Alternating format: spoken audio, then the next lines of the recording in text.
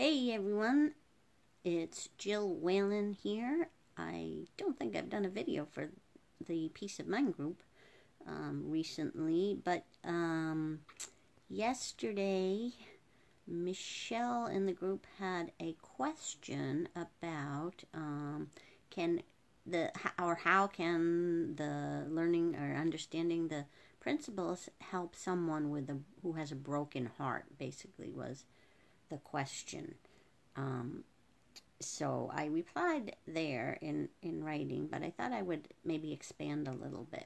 So the first point is that understanding the principles, or what I usually more like to refer to as the inside out understanding, that's what it is. It's an understanding. It's not a self-help. This is where people get mixed up because they've been perhaps in the self-help world for a long time, and they, for some reason, or I mean, I guess there's logical reasons why, but people tend to often think that this is some kind of self-help. If I, this is something I can apply when I don't feel good, and it will make me feel better.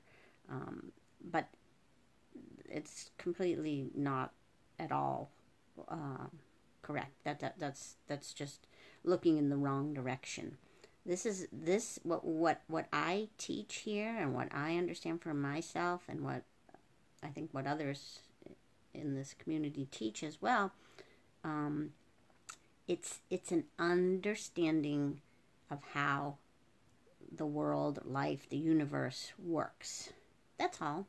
It's not a self-help. It's not a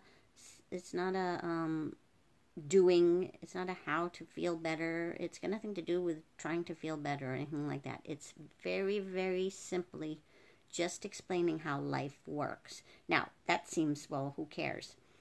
Who cares is because why we care is because it's the opposite of how we think life works.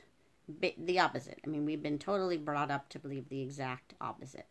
We've been brought up in our culture and world to believe that that people outside of us, situations, things, is what cause us to feel however we feel, and it just doesn't work that way. It's the opposite. I mean, you can watch any of my videos, and I talk about this, where nothing outside of us can create our experience of life. Our experience of life is created from within us, from the power of what we would call the principles, the power of thought and mind and consciousness.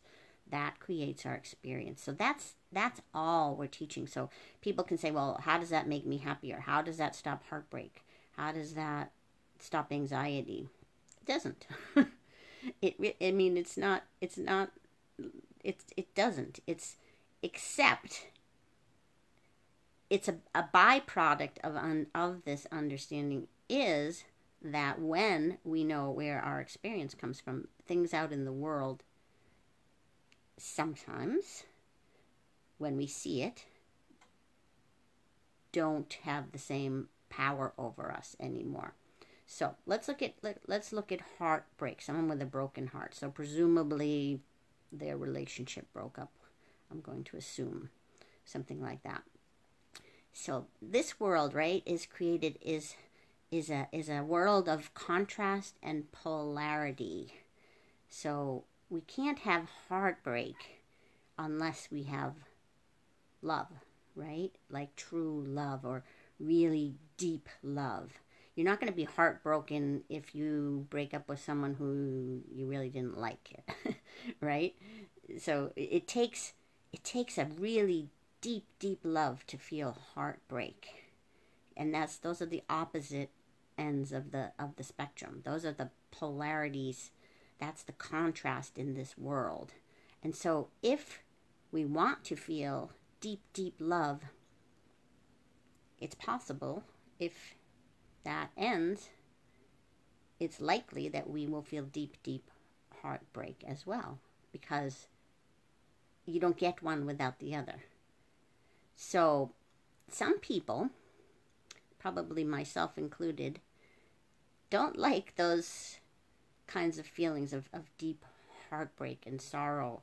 I mean, most people don't like that. But sometimes what we do because of that is we are afraid then to love that deeply, right? So we may hold ourselves back from some kind of deep love because we get scared that that's going to if and when, you know, we may assume it's going to end. If and when it ends, we don't want to experience that pain. So it's true, if you hold yourself back from a deep love, you probably won't experience the same deep heartbreak or sorrow, because they are opposite ends of the spectrum.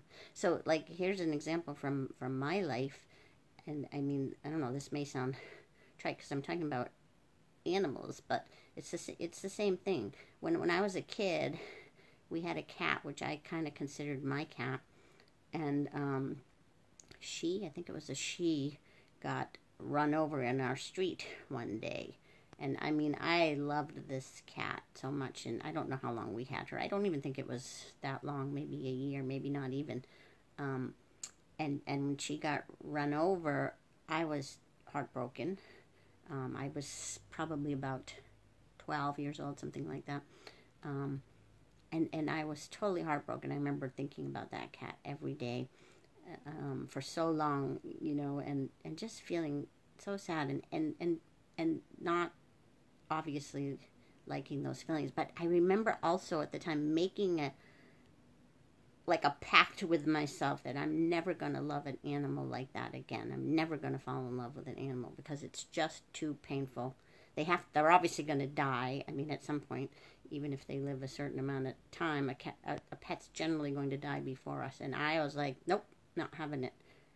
Too hard, too difficult. I don't want it.